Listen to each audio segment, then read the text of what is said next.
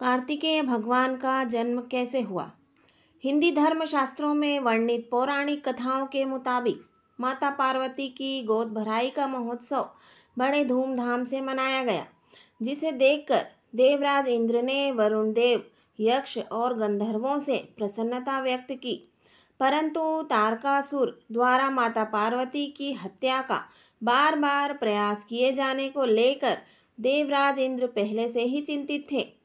परंतु इस बात को लेकर उनकी चिंता और बढ़ गई कि अब तारकासुर माता पार्वती की हत्या का प्रयास और तेज कर देगा, क्योंकि वह किसी भी कीमत पर अपने काल को जन्म नहीं लेने देना चाहेगा। देवराज इंद्र ने कहा कि 5 देवता कैलाश पर जाकर तारकासुर की निगरानी रखेंगे, ताकि वह माता पार्वती तक न पहुंच सके। इसके लिए 5 देवता 5 कबूतर का रूप धरकर कैलाश पर विचरण करने लगे। इन कबूतरों को देख महादेव और माता पार्वती आश्चर्य में पड़ गए। कबूतर रूपी 5 देवताओं ने यह देख अपने वास्तविक रूप को बताते हुए इसका कारण बताया।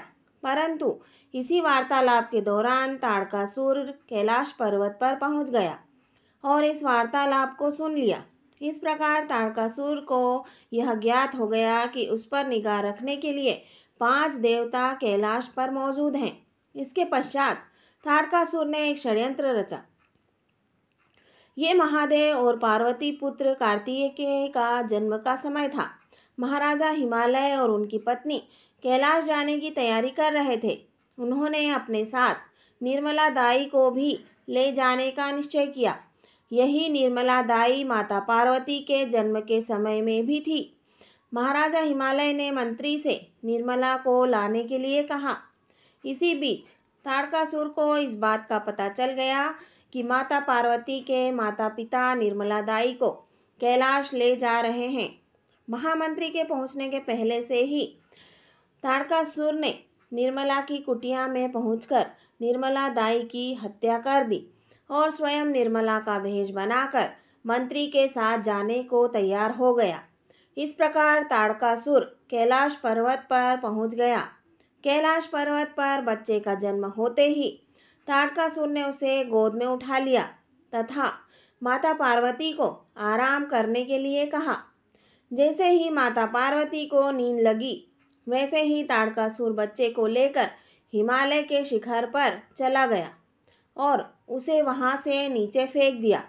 ये बालक कैलाश पर्वत पर पहरा दे रहे 5 देवताओं में से एक अग्निदेव की गोद में जा गिरा।